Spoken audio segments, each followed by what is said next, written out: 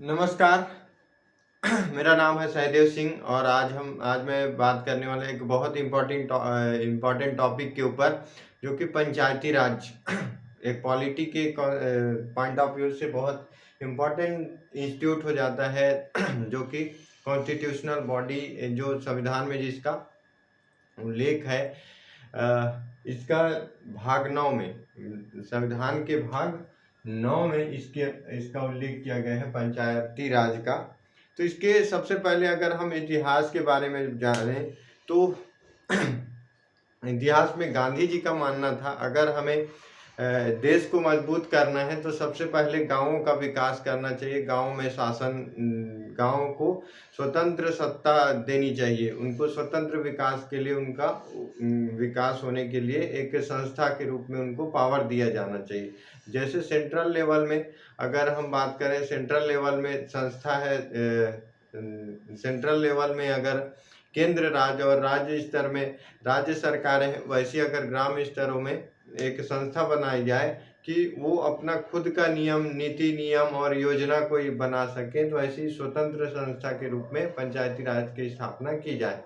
तो जब संविधान बना तो गांधी जी की जो मृत्यु 1948, लेकिन संविधान बनने में, संविधान जो लॉन्च किया गया 1950 में लॉन्च किया गया, तो उनकी थॉट जो है सबमिट नहीं हो पाई थी। इस कारण आज़ादी के बाद 1947 के बाद जो संविधान बनने की प्रक्रिया स्टार्ट हुई, तो संविधान बनने की प्रक्रिया में संविधान बनने की प्रक्रिया स्टार्ट हुई और लॉन्च जब किया गया तो इसमें ये जो था पंचायती राज का, ये स्पेस छोड़ा गया था पंचायती राज। लेकिन जो कॉन्स्टिट्यूशनल एक्चुअल में क्या है, इसको कितना पावर मिलना चाहिए, कैसे वर्क करेगी, इसका कोई उल्लेख नहीं किया गया था। तो 1952 में 52 और 53 में, 1952 और 53 में जैसे कि पंचवर्षीय योजना लाया गया था। 5 वर्ष के तहत टारगेटेड प्रोग्राम्स के तहत जो किसी भी क्षेत्र, स्पेसिफिक क्षेत्र के लिए एक योजना, स्कीम डेवलप करने के लिए और उस पर फोकस करके उसको डेवलप करने की जो पंचवर्षीय योजना लाई गई थी, उसी के तहत जो है सामुदायिक विकास कार्यक्रम और राष्ट्रीय विस्तार सेवा, सामुदायिक विकास कार्यक्रम 1952 और राष्ट्रीय विस्तार सेवा 1953 लाया गया था। 1952 में सामुदायिक विकास कार्यक्रम और 1953 में राष्ट्रीय विस्तार सेवा लाया गया था। तो इनकी जो प्रोग्राम्स चलाए गए थे, इनकी क्या डेवलपमेंट है, क्या कमी है, इस सब की रिपोर्ट जानने के लिए संसद द्वारा एक समिति बनाई गई। जैसे कि हम जानते हैं कि कोई संसद समिति के अनुशंसाओं के अनुसार ही कोई योजना लाती है, कोई नियम बनाती है, कोई विधि बनाती है, कोई संशोधन करती है। तो उस समिति में बहुत एक्सपर्टीज लोग रहते हैं, उनकी अनुशंसाओं के अनुसार काम किया जाता है। संविधान में समिति 2 प्रकार से होते हैं, एक स्थायी समिति, एक अस्थायी समिति। अस्थायी समिति का गठन किया गया था कि इसमें क्या हमारे जो कार्यक्रम चलाए गए थे वो कितने सक्सेसफुल रहे, तो उसकी रिव्यू के लिए अशोक मेहता के अध्यक्षता में एक समिति गठित की गई थी, जिसको बोला जाता है अशोक मेहता समिति। सबसे पहले बलवंत राय मेहता समिति की गठन की गई थी 1957 में। 1957 में इनके रिव्यू के लिए बलवंत राय मेहता जो कार्यक्रम चले थे, सामुदायिक विकास कार्यक्रम और राष्ट्रीय विस्तार सेवा कार्यक्रम 1953 के, इन प्रोग्रामों की रिव्यू के लिए बलवंत राय मेहता समिति का गठन किया गया था। इन्होंने अनुशंसाएं दी कि अब समय आ गया है कि इनको इस राज्य के नीचे लेवल पे अगर पावर देना है तो त्रिस्तरीय शासन व्यवस्था का गठन किया जाए। इन्होंने त्रिस्तरीय शासन व्यवस्था का गठन की जो सिफारिश की थी। इसीलिए कहा जाता है कि बलवंत राय मेहता को जो बेस पॉइंटर के रूप में माना जाता है। इन्होंने सिफारिश की थी कि ग्राम पंचायत होना चाहिए, सबसे निचले स्तर पर ग्राम पंचायत, उसके ऊपर पर जनपद पंचायत और जिला लेवल पर जिला पंचायत के जिला पंचायत के गठन की बात कही। इसके बाद 1757 इनकी सिफारिश को काफी हद तक माना गया और इनको संसद जो है बल न देते हुए राज्य को, चूंकि जो ग्राम पंचायत का विषय है राज्य सूची का विषय है, इसलिए राज्यों पर छोड़ दिया गया कि वे अपने इच्छा अनुसार इच्छा अनुसार पंचायती राज का गठन कर सकते हैं या फिर नहीं कर सकते। तो सबसे पहले जो है राजस्थान में 2 अक्टूबर 1959 को 2 अक्टूबर 1959 को जो है नागौर जिले में पंचायती राज का उद्घाटन किया जाता है पंडित नेहरू जी के द्वारा, जो कि तत्कालीन प्रधानमंत्री थे।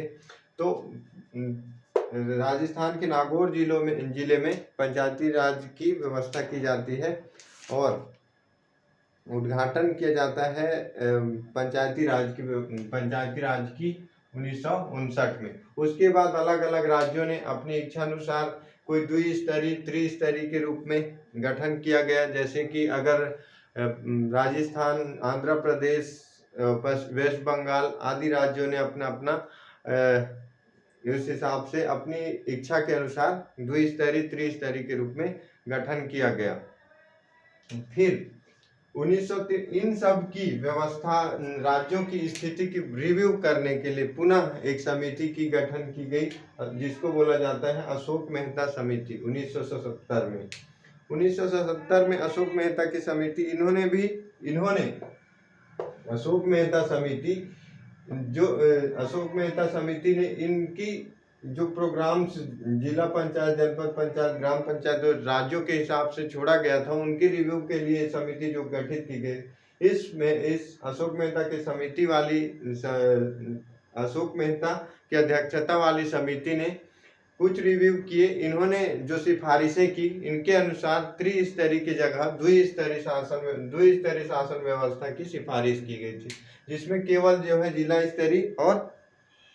जिला स्तर और ग्राम पंचायत की ही बात करी थी, जिसमें इन्होंने कहा था कि ग्राम पंचायत में ऐसी होनी चाहिए ग्राम पंचायत जिसकी संख्या 15 से 20 हजार की जनसंख्या हो, उसको ग्राम पंचायत, और जिला पंचायत की अनुशंसा की सिफारिश की थी।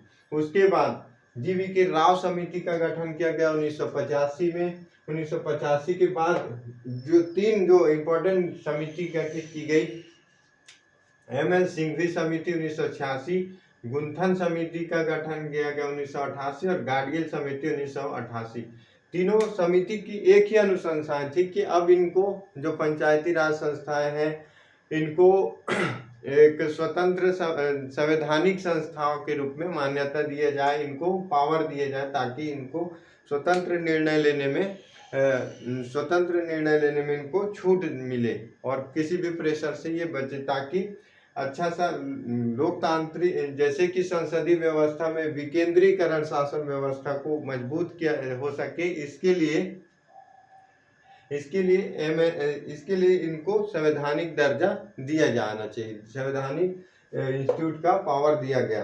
तो इसी समिति के अनुशंसाओं के अनुसार 1992 में 73वां संविधान संशोधन किया गया और पंचायती राज का स्थापना किया गया, पंचायतों का स्थापना किया गया। अब नेसेसरी हो गया कि हर स्टेट में पंचायतों का 3 स्तर पर गठन किया जाएगा, ग्राम पंचायत, जनपद पंचायत और जिला पंचायत। अब हम देखेंगे कि ग्राम पंचायत क्या होता है, जिला पंचायत और ग्राम पंचायत को स्ट्रक्चर क्या है। तो ग्राम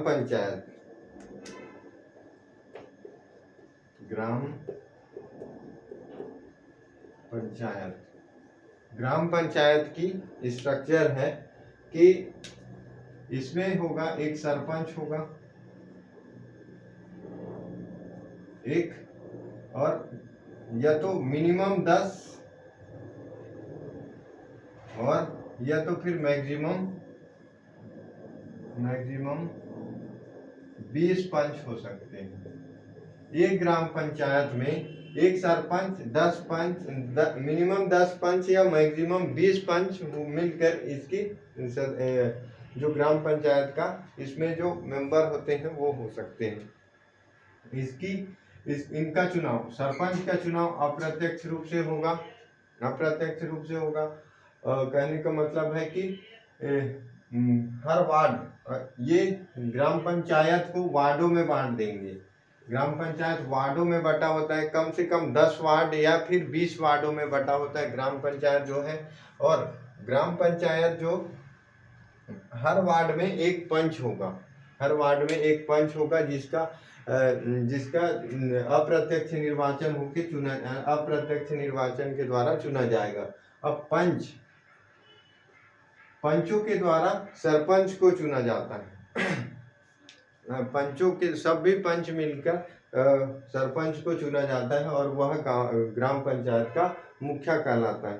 ठीक इसी प्रकार सभी ग्राम पंचायत मिलके जनपद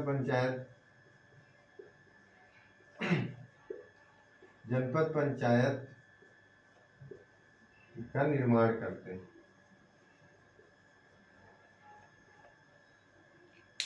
तो यहाँ भी इसमें सरपंच और उप सरपंच होंगे ग्राम पंचायत में, और इसमें जनपद अध्यक्ष और जनपद उपाध्यक्ष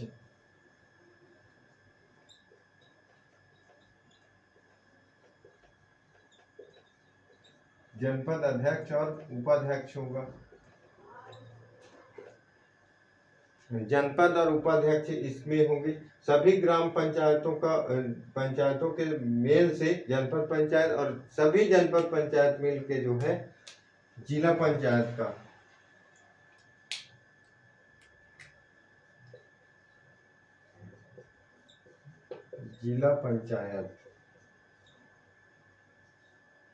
जिला पंचायत का गठन करते हैं। और सभी जनपद सदस्यों के द्वारा, जनपद में जनपद सदस्यों के द्वारा अध्यक्ष का चुनाव होता है। और अध्यक्ष और उपाध्यक्ष में से इन जनपद अध्यक्ष और उपाध्यक्ष मिलकर जिला पंचायत के अध्यक्ष और जिला उपाध्यक्ष की संरचना इसकी मेंबर का जो मेन प्रेसिडेंट होते हैं जिला पंचायत में, उनका प्रेसिडेंट और वाइस प्रेसिडेंट के रूप में यहाँ पे जिला पंचायत में गठन किया जाता है सभी जनपद सदस्यों के द्वारा। तो ग्राम पंचायत के लोकल पंचों के द्वारा ग्राम पंचायतों का चुनाव जो है हर 5 वर्ष में किया जाता है। हर 5 वर्ष में, इसका भी हर 5 वर्ष में, जिला पंचायत का भी हर 5 वर्ष में चुनाव किया जाता है। तो सभी पंच मिलके सरपंच को चुनते हैं और एक साथ ही चुनाव होता है ग्राम पंचायत जनपद पंचायत का। तो इनमें सरपंच और जनपद सदस्यों का चुनाव होता है। जनपद सदस्य का चुनाव एक साथ होता है, जिनको जनपद सदस्य के रूप में, जनपद सदस्य जो बनते हैं वो जनपद में बैठते हैं। जनपद में सभी जनपद सदस्य मिलकर जनपद अध्यक्ष, और जनपद सदस्यों के द्वारा ही जिला पंचायत के अध्यक्षों का चुनाव होता है। तो इस स्ट्रक्चर को इम्प्लीमेंट किया गया है कि सबसे पहले केंद्र को बांटा गया है राज्यों में क्या है, जिला, और जिला से जनपद, और जनपद से लेकर ग्राम पंचायत।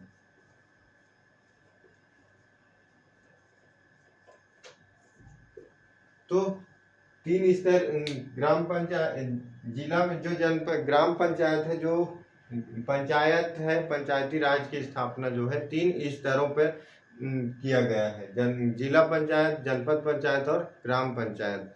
अब ग्राम सभा होती है। ग्राम सभा के लिए ग्राम सभा होती है। ग्राम सभा में सभी गांव वाले और फिर उसमें निर्वाचित जितने भी पंच होंगे, सरपंच होंगे, वे सब सम्मिलित होते हैं। Schedule areas, specific schedule areas में वहाँ के अनुसूचित जाति, अनुसूचित जनजाति एरिया में कुछ अलग, वहाँ के सरपंच के अलावा कोई अलग भी उनकी अध्यक्षता कर सकता है। तो ये था आज का पंचायती राज का स्ट्रक्चर। आई होप कि आपको तीनों स्ट्रक्चर क्लियर हुआ होगा। और इसकी स्थापना कैसे हुई, इसकी स्थापना तीनों कई समितियों के अनुशंसाओं को आगे बढ़ाया गया और इनको संवैधानिक दर्जा दिया गया है। पंचायती राज का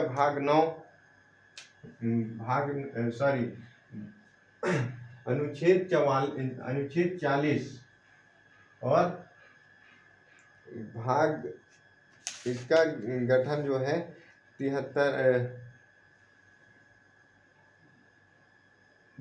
अनुच्छेद 40 और भाग 9 के द्वारा भाग 9 में किया गया है इसको पंचायती राज का गठन। तो आई होप कि आपको ये पसंद आया होगा ये वीडियो आपको हेल्पफुल होगा आपके एग्ज़ाम के पर्सपेक्टिव में। जितने भी स्टेट पीसीएस एग्ज़ाम होते हैं उन पीसीएस में इसका वेटेज ज़्यादा रहता है बाकी खंडों में। तो आप खुद भी, आपको ये सेशन पसंद आया होगा तो लाइक करें, सब्सक्राइब करें और कमेंट करके ज़रूर बताएं कि यह वीडियो कैसा लगा। वीडियो को अंत तक देखने के लिए आप सभी का बहुत बहुत धन्यवाद।